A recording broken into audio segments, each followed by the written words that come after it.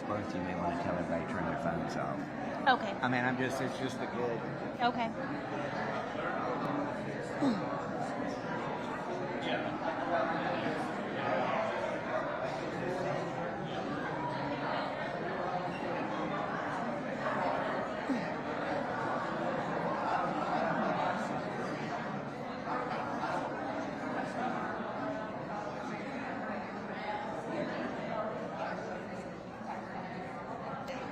Well, I'd like to take this opportunity to welcome everyone in tonight. Thank you for being here once again. This is the City of Mobile District 6 Special Election Candidate Forum.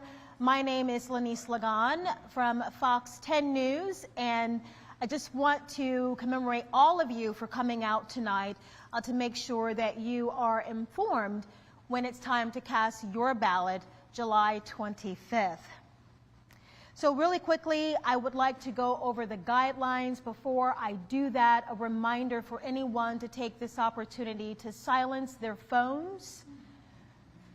We would hate to have some of those wacky ringtones coming through during this forum. Chances are I would start dancing, and we don't want that. While you were silencing your phones, the guidelines, and all of this information is listed here if you'd like to read along as well. Each question will be asked of all of the candidates. The responses will rotate in alphabetical order. Each candidate will have up to 90 seconds to respond to the question. At the 60-second mark, they'll be notified by a yellow card. At the 90-second mark, they'll get a red card. Time is up. Did you see that? It's very clear. And please be respectful to the audience and also each other. Try not to step on one another as you're speaking. All of the questions, as I mentioned, will be projected on the screen, visible for you and also the people in the audience as well. No one has had access to these questions prior to the event other than myself and the organizer of this committee. The last question is going to be 60 seconds. It's an opportunity for our candidates to further address something that was said, not said, or perhaps provide a closing statement. The audience is reminded to be silent during this event and to please hold your applause until the end. On that note, let's begin. Starting with the introduction of our candidates, all four were invited to be here today. 3 have shown up, starting with Josh Woods, Carla Dupree, and Kyle Callahan. And starting now with our first question for Mr. Callahan. What are your overall priorities for District 6? Well, thank all of y'all for coming out tonight. Lanice, thank you and Fox 10 for hosting it, along with the League of Women's. I appreciate y'all coming out here. My priorities with Chancellor, my priorities with District 6. I've been talking for the last several weeks, several months, to over 3,000 households, talking to people. What's important to them? What's your priorities? And there is no doubt in my mind that infrastructure and congestion in District 6 is their #1 issue. So with listening to the people of District 6, that is my priorities. Because this is not about Kyle Callahan, this is about the residents of District 6. I represent the residents of District 6. And we'll talk later on about how we can handle the congestion or with suggestions on resolving the issues around traffic congestion. Talking about traffic lights. We'll also talk about infrastructures, about our youngest neighborhood, our youngest district in the district in the city of Mobile. We'll talk about that. Thank you. Ms. Dupree. Good afternoon, Mobile. Some of my overall priorities for District 6 are to improve the neighborhoods. As been mentioned previously, that our neighborhoods have drainage problems, we have lighting problems, and these are a few of the things that we can address to make our neighborhoods safe. Secondly, I would like to increase the number of recreational centers that we have in District 6, because there's only one recreation, well, I think there's about 2 recreation centers in District 6. One is in Hillsdale, and then the other one is over there by Dodge Middle School, which is insufficient to house or accommodate any amount of children.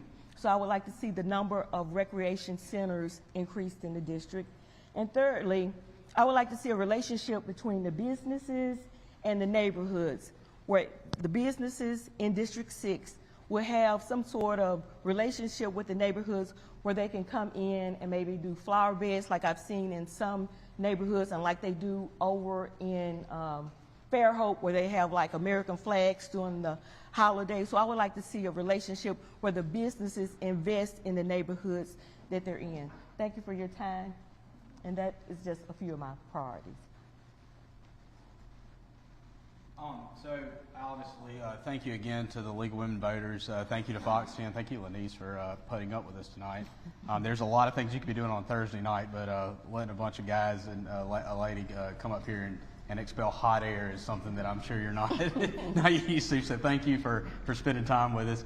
As far as the infrastructure needs or the total needs that we see across District 6, again, it does deal with infrastructure. That deals with traffic. That deals with the fact that we are the newest, starting to be established in the late 1970s, leading into the 1990s, and even today we continue to have neighborhoods developed, ensuring that our infrastructure is maintained, because $1 today is a lot cheaper than $10 5-10 years down the road whenever we put those projects to the wayside.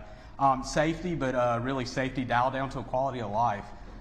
Ensuring that the integrity of our neighborhoods exists or is maintained, and ensuring that the neighborhoods have representation. That's another key that I see as far as District 6 is concerned. And then kind of summing it all up real quick, retaining the brain drain is one thing that in District 6 that we need to have. A lot of times, and speaking from a generation, we go off to school, we go off for education, we go off for experience, but we never return. So hopefully we can shed a little light on that as the forum continues, but ensuring that our brains come back and that we draw new brains in.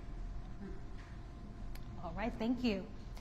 Next question is for you to start with, Ms. Dupree. Each council member is allocated $80,000 for discretionary projects. What are your priorities for the annual District 6 allotment? My priorities for the annual allotment of the $80,000, I would like to go to the citizens and ask them what they would like for me to do with that $80,000, and then work with them to bring that project into fruition. Of course, as I mentioned earlier, that a recreation center, and I know that's something that I couldn't do on my own, that I would have to go to the commissioners to get that done, but I really feel strong that the neighborhoods need to be involved with the citizens, and the citizens need to be involved with the county commissioners, with the city commissioners. Mr. Woods? So going to the $80,000 for discretionary products, that's on top of the $3 million that comes from CIP funds. So I mean, I think you have to take a holistic approach, and that starts with listen, learn, and lead, and that's what our campaign is about. It's about progress, not politics. And whenever you're in the community, whenever you're holding those regular meetings, City Council Member Bess Rich did it great. She all the time had meetings within the community. She was able to dial down into what every citizen, what every voter, what every constituent, what every neighbor had to say. She did it right, and we have to return back to that, because if you don't know what's going on in your community, if you don't know what the issues are, and I'll put a peg in the 311 app in just a second. I'll come back to that. But if you don't know what the issues are, then what do you know? How do you know how to spend the money on? So in making sure that our infrastructure, both traffic and also the physical infrastructure within the neighborhoods and the communities, is spent, making sure that we maintain that quality of life on the park side of the house. That's huge, and I think that's something that we need to do. But then finally, on that 311 app, there's an app now where if you have an issue, you just pull your phone out and you're able to communicate with the city and get that done. So, ensuring that those funds are identified through the app, identified through walking the streets, identified through meeting with the community, that's really what we have to do. So. Thank you. Whether it's a discretionary fund or whether it's CIP money, we must spend it wisely. In District 6, our park, our Medal of Honor Park, needs so much help out there. And I've learned here in the near future, a lot of money is going to be spent out there through our Park and Recreation Department. But our discretionary fund could be used to help our youth, have youth programs out at the park at Medal of Honor Park. We have our Park and Recreation is going to start implementing a program where the people who are utilizing is going to be paying for 10% of the cost. That is a very important issue. It's 10% of what it costs to practice out there, to run the lights, clean the concessions. So I think that we can use a discretionary fund to offset some of that who are having problems utilizing the fields. I was talking to a young man that they just won the state championship at Westside Park that will be practicing at Cottage Hill Park. And he had a sticker shock on the bill that it is costing to run the lights. Well, things are expensive these days, really expensive. So we're going to have to work with outside private sectors to help offset the cost. Thank you. Thank you. And this next question, you will start the answer, Mr. Woods. What measures would you support to address the epidemic of gun violence in our community, acknowledging that we cannot arrest our way out of it? So as far as the city council is concerned, they're mostly a fiscal and also a municipal code enforcement, or I wouldn't say enforcement, setting body. But that doesn't mean that the city council member can't be a person that listens, learns, and leads. And basically, whenever it comes down to things or to issues like this, it's very imperative that the city council members out and about, that they're out talking to constituents, that they're out talking to their neighbors, that they're out learning about the city. This can be addressed by learning where the problems are, by staying in constant contact with the captains at 2 and 4. By reading their stats that they produce almost on a weekly basis to see where we are as far as the crime meter, we'll call it the crime meter, is concerned, which, by the way, crime's down 40% in 2 and near about in that district or in precinct 4. But really staying involved in the community and then taking that knowledge that's gleaned from those community meetings, from that staying in the neighborhood, but from that communicating with the neighbors, taking that and trying to develop some actions that can be implemented with the budget that the council members are left with. So whether that's youth programs at the Boys and Girls Club or other organizations that we have that thrive in the city with helping our youth. Yes. Yes, we do have an epidemic of gun crime in the city of Mobile. My whole career for 30 years I'm retired law enforcement, and 30 years retired in the military reserves law enforcement. In District 6 specifically, we are down half the crime we were last year, close to half of it. We have a attrition that's happening in our police department where we're losing 50 to 60 officers a year, losing $2.5 million of training officers a year. That's a problem. We have to keep our officers in our department. Chief Paul Prine is doing a wonderful job with his programs in the police department. But having educational programs with our youth at different locations, educating them on guns, what consequences it pays in later life is what we need to teach our kids. And it all starts at home. It doesn't start at our schools, and I'm sure we're going to talk about schools later on. It starts with our parents. You guys out in the audience tonight, you care about District 6, and I'm sure you all are great parents. But that's what we have to do. We have to not only teach our kids, but we have to teach parents how to parent, in a sense. But that's where our problems are happening in our youth today, is they're not getting taught at home. You're right, we can't arrest our way out of it. If we could, then our problems would be solved. But, that is a really good question, and I'm your sure time it's is one up, came sir. an answer. Thank you. Ms. Dupree? How I would address the epidemic of gun violence in our community is threefold. First, I would like to address our education system, our schools, and I mentioned the recreation centers in our community, and thirdly, supporting our local law enforcement. Going back to our school system, if our kids are not prepared, and of course they have to have proper meals and clothes when they're at home when they come to school, and that's something that's a crucial issue also. But the schools have to prepare our students for jobs. If they have proper jobs, then that is something that would deter them from violence. Secondly, the recreation centers. I grew up in R.B. Taylor Plaza over on Kellogg Street. I'm a product of that neighborhood, and I'm an example of what an education system, Williamson High School, can do for the people that live over there. The recreation center was fundamental in my development, and so there again, I think that the recreation centers can be fundamental in providing food, games, and also some training for the students when they are there. Finally, support of our local law enforcement. I come from a law enforcement family, and I know how important it is, the job that they do every day, and how important it is for the stability of society. Our law enforcement needs funds. And your time is up. All right. The next question you will answer first, Mr. Callahan. What additional recreational resources would you like to see in District 6? Well, real soon, July the 18th, we're going to see if we have another park inside of District 6. That's going to require additional funding. Westside Park's a wonderful park. We do maintain it now to a certain degree. Talked to a gentleman, same gentleman I was talking about a while ago, who just won state championships out there.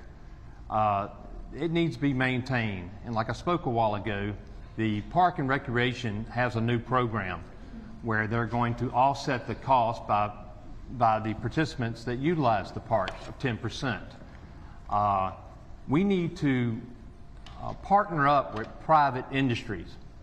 I've done 40 years, I've participated 40 years in charity organizations and civic organizations my whole life. I've got the knack of producing sponsorships for different events. That's what we need to do, is to get out to the private sector and ask them also to offset some of the cost. Things are expensive these days. Mobile is growing, and we need to do a better job for our parks. Ms. Dupree, your answer next. All right. The additional resources that I would like to see in District 6 can come from the federal government, it can come from the state government, and it can also come from the city, in addition to businesses that would like to contribute to the success of District 6. With those resources, there again, I would like to always take you into consideration and see what your ideas are, because I don't have all of the answers to everything, and I would love to talk to each and every one of you, because there's some great ideas out there that have never been thought of before with those resources, and those are your tax dollars that we are using to better the lives of our kids through the recreation facilities, and those are real important. And not only do the children use the recreation facility, but there are a lot of senior citizens that use our recreation facility that people do not realize. And so the resources can come from the federal government, the state, and from our local government as well. So as far as recreational resources, looking at District 6, I've kind of coined or like to call District 6 the place that people come home to. We're roughly 90%, if you take a high-level view, we're roughly 90% residential. We have two parks. One park is the Medal of Honor Park. The other park is Westside Park. You know, Westside's kind of one of those little city islands, as I like to call it, just like the Southwest Chamber of Commerce is out there off of 3 Mile, acting like it's a little island in the middle of the county. So is the West Side until we'll see until the week before our vote. But West Side's a city property, a city park out in the middle of nowhere, lost in the county expanse per se. There's definitely a lot of needs that's been expressed to me as far as West Side Park. We need to bring that park up to speed. That is probably one of the top 2 parks in the entire county where our kids go and play baseball and travel teams practice. And so there's a huge need out there to bring that up to speed. There's not handicap accessible areas out there, so we need to bring that up to speed. But the final thing I will say about as far as recreational resources, District 6 is growing. It's continuing to grow. One of the things that we have to look out to, because I am a Strong Towns minded person, it's an organization that promotes plan development.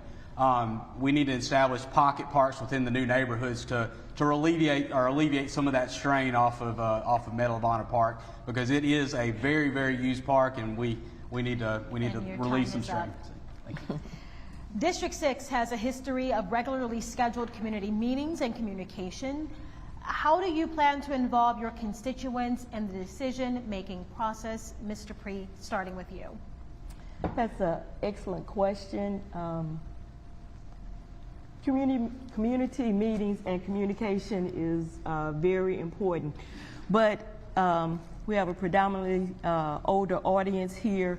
And with that, when I'm out campaigning, what I hear is that they don't get the emails or they don't like the text messaging. And so I know the snail mail is becoming inefficient, that we're moving into the 21st century, but we have to come back to some sort of process or some sort of communication where we can communicate with the older community so that they can, and it's not only with communicating for the community meetings, but it's also for voting. They just don't have the, they need us to be more sympathetic and reach out to them, whether it's still with the snail mail or having some system in place where they can receive the correspondence to know that, that we are having the meetings. And there's been a low participation in these meetings, and I don't think it's because people are not interested, but I think it's because they don't know that the events are going on. And even as an adult myself, I know sometimes there's things going on that I'm not aware of between work and working in the church and in the community. So I'll go ahead and tip my hat and say there's big shoes to fill. Councilmember Rich, she did an excellent job hosting community meetings pre-COVID, obviously. She was Johnny on the spot. She all the time was sending information out about community meetings, and we in District 6 have to get back to that. We're 90% residential. We're a kind of a brotherhood or sisterhood of neighborhoods, and that centralized meeting is very important. Whether that's monthly, whether that's quarterly. I prefer monthly because we need the feedback, and that's one thing, going door to door, being in the last campaign, in this campaign, really realizing that issues change. So what's happening with the big issue today, and what the big issue a week from now, that could change. So really, that community meeting is very dire, very important. But also being consistent about communication with the neighbors, whether that's snail mail, as Carla said, or that's constantly updating a Facebook page, or that's also making sure that all of our neighbors are signed up for the District 6 newsletter. I'll tell you that there's nothing like community, and that's the place wherever your elected official listens, learns, and leads. What I can promise you, if I'm honored to be elected as your District 6 council person, I will be transparent. I will tell you the truth. If I can get something done, I will tell you I can get it done, and it will get done. If I can't get it done, I'm not going to do what a politician does and just tell you that and put you off. I will tell you if I can't get it done. That's what you need to be, transparent. As far as meeting goes, yes, City Council Best-Rich did a great job on monthly meetings. That's what I plan on having, monthly meetings. And here recently, I was in a neighborhood where a gentleman has a local podcast. I didn't quite know what a podcast was. I was on my first podcast, and I thought it was great. Yes, probably the young guys laughing the loudest in here, but the gray hair has experience. But I do know what a podcast is now, and we'll be having a podcast if I'm honored to be elected. That's what I do know. Newsletters, those are great. I will be your full-time councilman. I am retired. I do work at the Board of Registrars at the pleasure of Rick Pate, the Agriculture Commissioner. I was appointed 4 years ago. But if I'm honored to be elected, I'll be resigning that job, and I will be your full-time councilman. My wife and I are empty nesters. We don't have any kids at home. We need someone full-time to represent District 6 and all their problems, and there is a lot of problems. But most, again, it will be Your time is up, Mr. Callahan. podcast. I echo that. Podcasts are great. I have one myself. The next question, we'll start with you, Mr. Woods. What should the city's approach be when it comes to dealing with the homelessness? So I think it's a holistic approach. At my job at the grounds of the Greater Gulf State Fair, we have the opportunity every year to host Housing First and their Homeless Connect. That brings together tons of resources for homeless individuals, and there's different types of homeless. There's day homeless, there's home homeless, there's night homeless. There's several types of classifications of homeless. Tackling that as a city, that's a very important priority. But I really think that it dives down into supporting the nonprofit organizations that are already doing the work. A lot of times, when the city or when the government gets involved in things, it becomes inefficient at times. And if there's somebody already out there doing great work, I think it's the government's I wouldn't say responsibility. I think it's the government's best effort to step up and tag along with them to help them accomplish their goal. Mr. Pate. Oh, okay. My approach to homelessness comes from a personal perspective. We have a son that is a disabled veteran, and so we know firsthand the challenges that a lot of our homeless citizens encounter with not being able to maintain their living. We should try to treat these individuals with dignity and with respect and with love, and do whatever we can to bring them in. As Mr. Woods mentioned, that there are a lot of facilities that do house the women and men and get them to transition to positions of having stability, of maybe working, or at least getting them housed. But I would deal with homelessness just the same way that we deal with our son, is that I would access the resources that they have to try to transition them into help. And a lot of times they don't want help. They're either dealing with drugs or they're dealing with mental illness. And so that is something that has to be taken into consideration, trying to bring in the institutions that deal with people with mental illness. And I don't know if the city allocates any resources for that. But with dignity and respect, our homeless should be treated. Homelessness is not a crime. You can walk around our whole nation and be homeless. Along with homelessness, there is a lot of mental illness that needs to be treated. We have different facilities in Mobile that do great jobs in housing these people, feeding these people. We have churches in Mobile that also do the same. I think we do need to treat it very carefully because the percentage that do have mental illness problems, and we have facilities that treat it there also. I get asked a lot of questions. You know, Kyle was driving down Airport Boulevard and I saw a homeless guy building a lean-to against a business building. Why doesn't the police arrest him? It's not a crime. The property owner has to call the police to do something about it. But it's better. We do need to treat him with respect. Working downtown in the Board of Registrars, I see a lot of it walk each day. We have to address this issue. We do not want to become another New Orleans where everyone's camping out underneath the bridge. And like Carla said, there's drugs and mental illness, and along comes crime with that. Thank you. What should the role of the city be in financially supporting entertainment and sport events? What should the city's role be in providing financial support for private industries such as Airbus, Topgolf, and the like? Starting with you, Mr. Callahan. I'm a huge sports fan, and as I told you a while ago, I spent 40 years promoting the city of Mobile through different events, charity organization events, and civic organization events. But I'm also a physically responsible and physically conservative candidate here. If something is not making money, we just don't continue to throw money at the project or event. We have to be very careful with our tax dollars as government officials.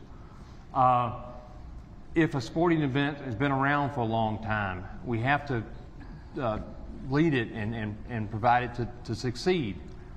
As far as a private industry of Airbus, we also must encourage businesses to come aboard.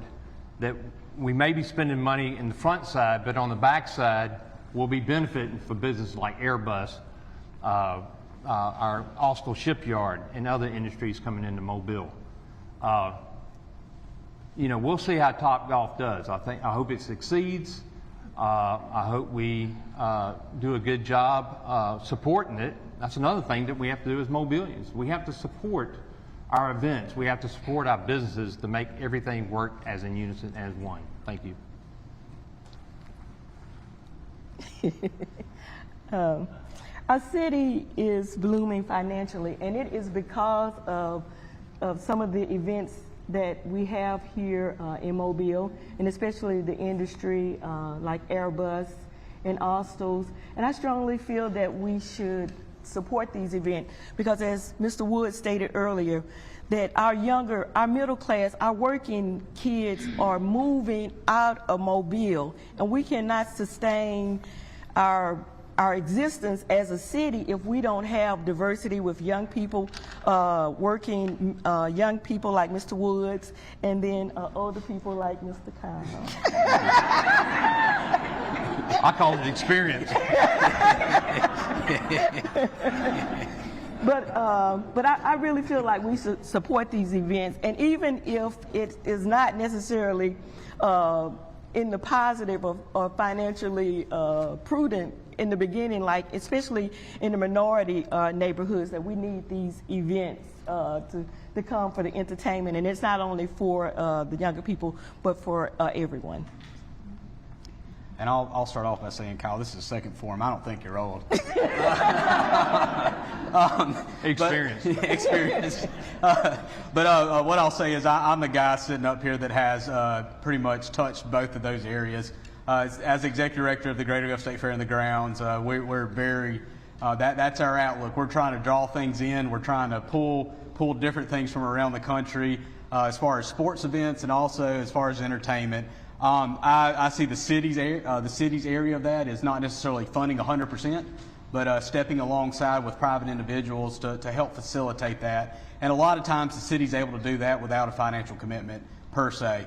A good example is we had a concert. They were able to work together and provide the resources, although at a cost to the promoter. They were able to facilitate everything, and not a dollar was spent from the city of Mobile that wasn't reimbursed. As far as providing financial support for the private industry, I'm the guy that's been spending his whole life in the private industry. Stepped out of college, worked at a bank, underwrote for corporations and small businesses alike for loans $1 million to upwards of $50 million, depending on the loan type. I'm the one that's underwrote and read through the financials of a mom and pop shop, and also large corporations to determine whether or not their financial stability. As I see that, the city has a responsibility to bring in jobs, or has a secondary responsibility to bring in jobs. And the city's a great partner as far as tax incentives and everything like that. But as far as financial contributions, I would limit that. Thank you. The next question. What is one policy issue you care about most, starting with you, Ms. Dupree? All righty. I am a small business owner of Chris and Carla's Catering Heavenly Ribs. You don't need teeth to eat them. And I care about small businesses. I think that small businesses have a big part in funding and the taxes that they pay in and the training that they do for the community. So one policy issue that I care about is small businesses, and I would like to see small businesses given the resources that large companies have, because we hire most of the people and do all of the training, where big corporations don't have that contribution that small businesses have. So one policy issue that I care about the most is the small businesses.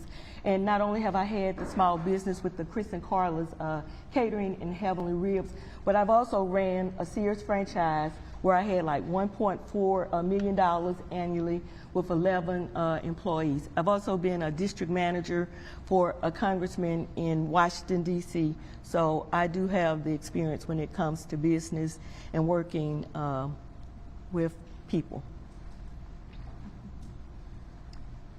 I would say, my turn, right? Okay. I was like, okay.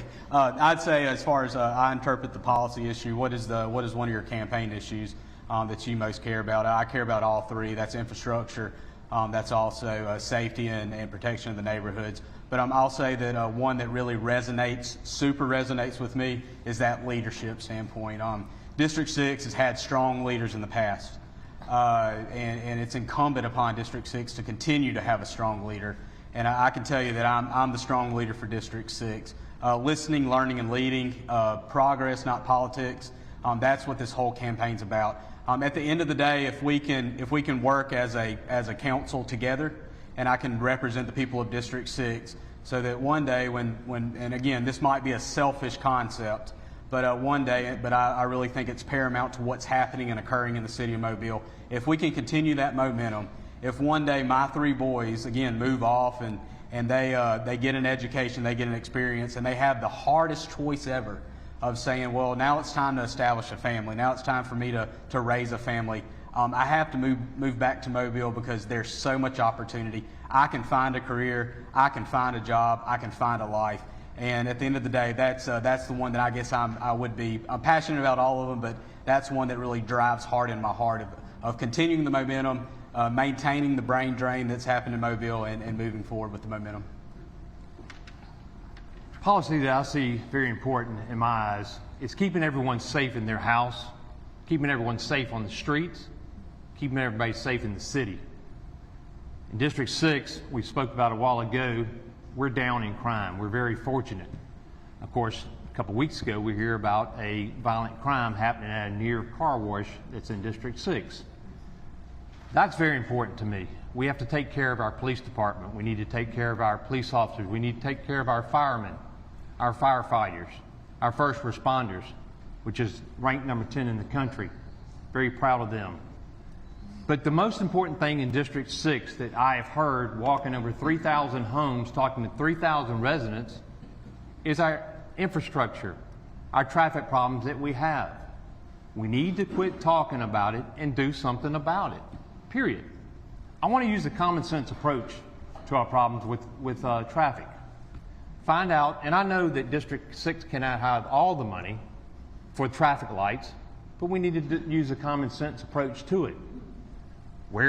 Put traffic counters at locations, Green-Light, Hillcrest, where is it happening most?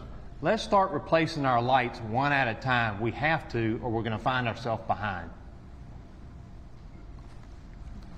What measures would you support to address the epidemic of gun violence in our community, acknowledging that is not the correct? I was like, am I going crazy? That sounds like everything. Just making sure you're listening. Making sure. What is the one thing you think the city is doing right? Oh, my turn. Okay. See, I can't keep up with that. So I had this question posed to me today. What's the one thing that the city's doing right? At the end of the day, whenever you think about Mobile, it was called today. Whenever I was doing an interview, it was called I guess the Southern Way, or the Southern hospitality. I think as far as a people, we have an amazing people. We have neighbors that are taking care of each other. We also have neighbors looking out for each other, and that's core in District 6. The other day, I had the opportunity to knock on a door, and a younger guy answered and said, I don't live here. And I said, okay, well, where do you live? He said, I live down the street. We're just checking on this lady. She's had some health issues. So I will say that as a city as a whole, individually, We're doing that right, and we're working together as a neighborhood. As far as the city's concerned, governmental, I'd say the momentum that we've done a great job of establishing that momentum. And it cannot stop. We cannot wait for the District 6 seat to be filled. Annexation had to happen. So we had to go ahead, approve that, give them the opportunity to vote. We cannot stop. And I'll say that that's one thing that the administration's doing is that press for momentum, that press of it's got to happen soon, because if not, we're going to lose the momentum. And that's one thing at the end of the day, if I can play a small part representing the people of District 6 to ensure that continues, that's why I'm sitting up here on Thursday night. Mr. Callahan. I think one of the best things that we're doing right now in the city, after talking to many people for the last several months, is attitudes. Attitudes in District 6. People care, as obvious the room is full here, people care about where they live. We're doing a great job. Our tourism in Mobile, I think we're doing a good job. We have a history in Mobile. We're the oldest city in the state of Alabama, 1702. We do a great job. We have the world's largest fishing tournament in our county, the Alabama Deep Sea Fishing Rodeo, where I was honored to be the president in 1993. It's the 61st annual. We have the Senior Bowl. We have a lot of things going on in Mobile that we're proud of. My wife used to work with a lady who came out from California. She said, you know, Kim, you don't have anything going on in Mobile. And my wife looked there and says, if you can't find anything to do in Mobile, you're not looking. So we're doing a lot of good things in Mobile. Again, tourism and the people in general, I'm proud of. Thank you. Ms. Capri. I love Mobile. I love Mobile and the unique opportunities that it offers. The Chamber of Commerce is currently working on like a $14 million project to expand our waterfront. And that is just gonna, they wanna do it like the waterfronts that they have in Miami.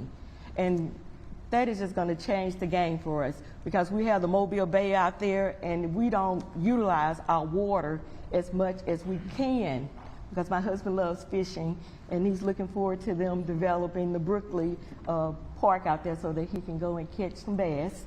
But I love Mobile, and like I said, the opportunity that it provides with the expansion of the waterfront, our new airport, is also something that the city is doing right.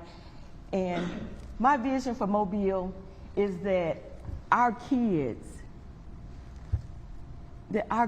and the next generation, that they will see Mobile as the place that they want to come back generation after generation, because of the opportunity, because of the Southern hospitality that we have.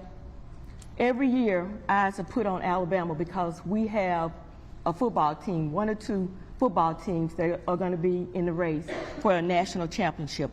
Well, why can't our city be the best city in the United States and in the world?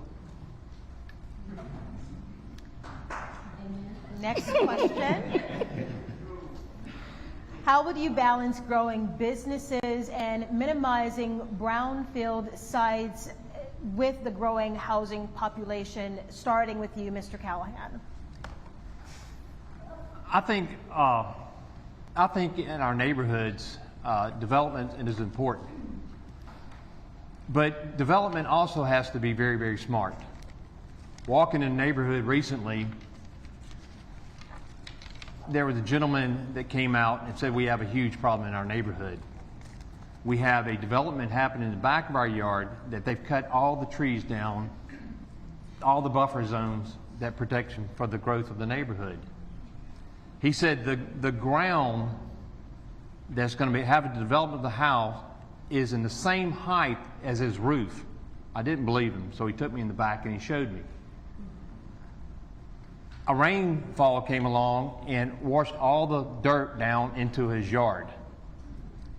If we develop new neighborhoods, we have to be smart about it. We have to keep the aesthetics of the neighborhood intact, because these people buy these houses, they don't want to decrease in value. Development is good. We have to have it in Mobile to grow, but we have to do it the smart way. A neighborhood I went into also was building a business, a warehouse. They did the same thing. They cut all the trees right behind the people's yard. So when they went out to drink coffee on Sunday morning, they were looking at a storage shed right behind, or storage building right behind their neighborhood, their houses. We have to be smart in development. Ms. Dupree. Neighborhood development is important for our growing community, but I can just speak personally from my neighborhood off of Lloyd's Lane, Scenic West Estate, that they built several new neighborhoods in our neighborhood. The drainage is poor, and the drain overflowed and messed up our backyard. There's other neighbors that are across the street from me. When I'm out campaigning and asking people, what is your concern? What do you need for me as your next city council for District 6? What do you need me to address? And they tell me that the drainage, that the mosquitoes are bad, even though they periodically have someone to come and spray, and that also their property is being depreciated because of another development that happened a couple of streets before, and noise. And so I think development is good, but it also, you would think that they would have a surveyor to come out and look at the existing neighborhoods before they make drainage and put up cables and things of that nature. But I guess common sense is not that common. So the UDC code that was passed, it's relatively new. It was passed. A lot of folks are learning. Even developers are learning. Even folks that are looking to build things are learning. The first, I believe, was the first UDC code-wise Planning Commission appeal came a month and a half ago, I believe. Well, wait, no, 2 months ago. So we're learning what the UDC code's going to do. I think the UDC code's a great thing for Mobile. It's going to help with development moving forward. But as far as growing business and maintaining and minimizing things, that's my forte that I really enjoy and I love learning about. Again, I'm a strong towns kind of guy. Ensuring that there's development, proper development within the footprint of your home and your neighborhood, so that you can go shopping without having to pack up and go out to Rangeline Walmart. That's one of the things that I really key in on. But I too know the issues that plagues Lloyd's Lane. Folks losing their backyard. I know about Regency, about development that's encroaching upon that. I know about West Road that hasn't been taken a look at. With the drainage ditch, and their yards are literally flooding and going away. I know about the Providence Estates development where multifamily units potentially are going to be built, or looking into their backyards. That's one thing that I really enforce, is that we have to maintain the character of the neighborhood as far as development is concerned. And your time is up. What do you want District 6 to look like in 10 years, starting with you, Mr. Callahan? I would like to see District 6 look like in 10 years. I would like to see our parks thriving. I would like to be able to take my wife and I to go out and see a jazz concert at the amphitheater, which I will, if I'm elected as your council person, be pushing. I would like to see us out of debt. I would like to see us have $9 million to spend for CIP instead of $3 million.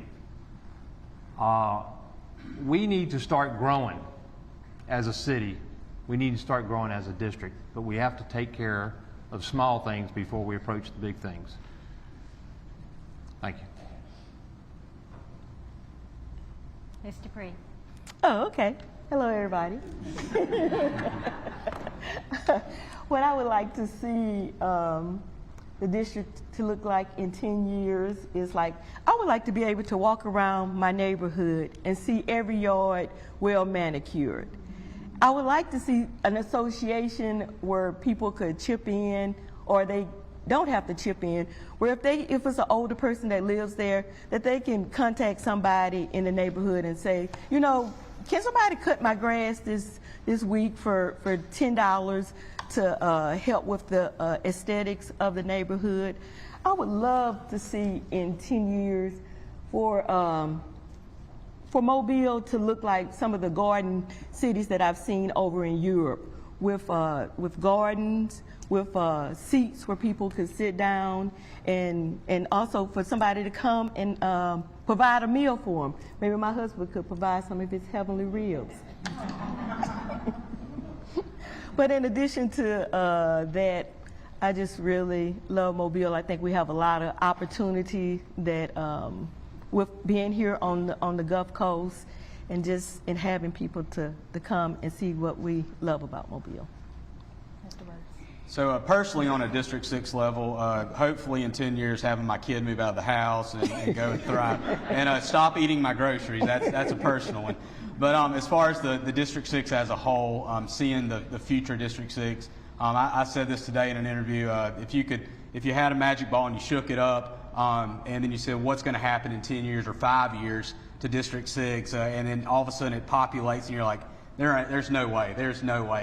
That's the goal that we're shooting for. That's the District 6 of tomorrow. That's the city of Mobile of tomorrow that we're shooting for, where momentum's continuing. But just kind of quickly noting things, really seeing the families that are moving into District 6, seeing our neighborhoods continually to turn over as far as new folks coming in. The houses don't sit for sale for 6 months. Instead, we have a new family moving in. I always give the example of when me and my wife moved in our cul-de-sac years back.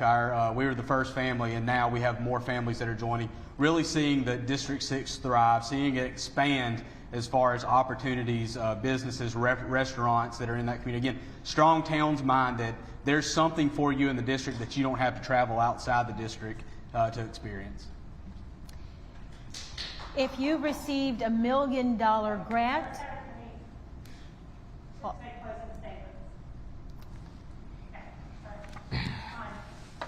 time. The most valuable currency. We will start with closing statements, Mr. Free. All righty. Closing statements. I'm currently the co-owner and operator of Chris and Carla's Heavenly Ribs and Catering, and we've been doing that for about 25 years.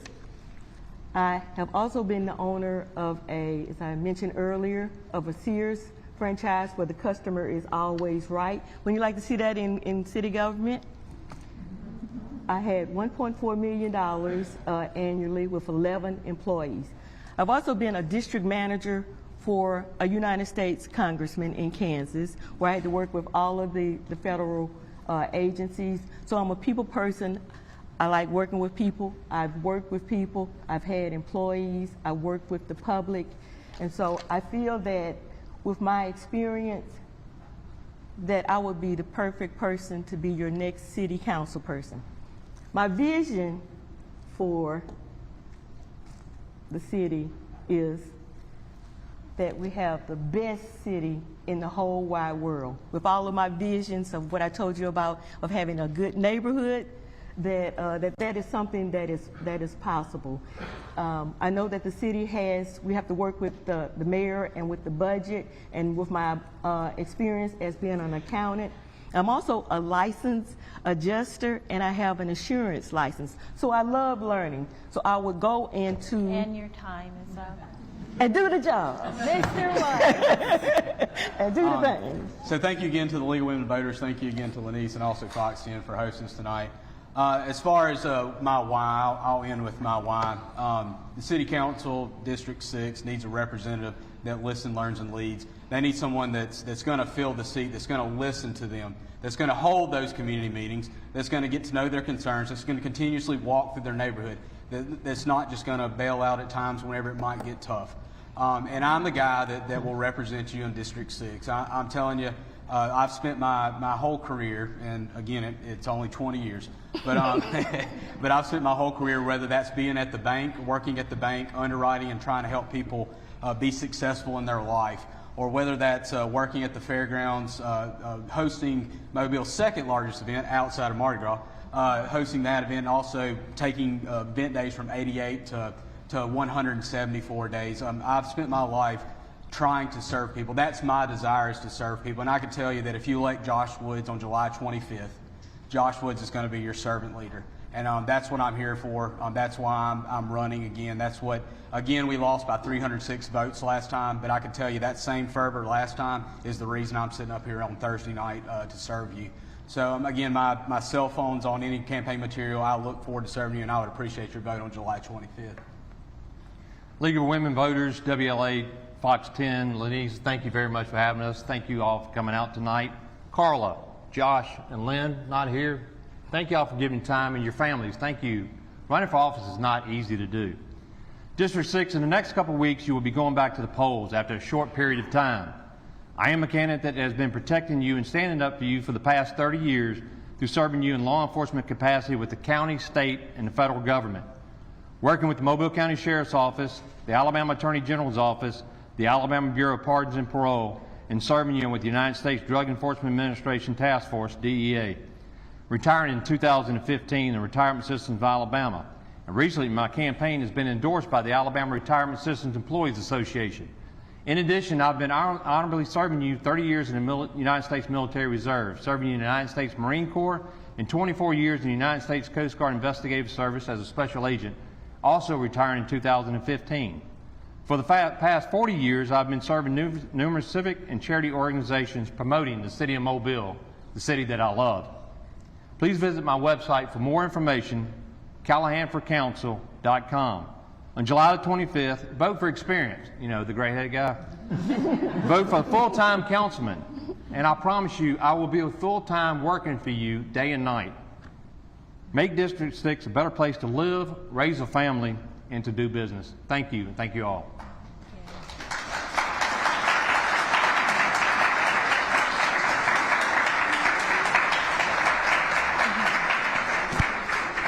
Well, I would like to thank you three for showing up today. It's exactly what your constituents expect you to do should you be the winner of the vote coming up July 25th.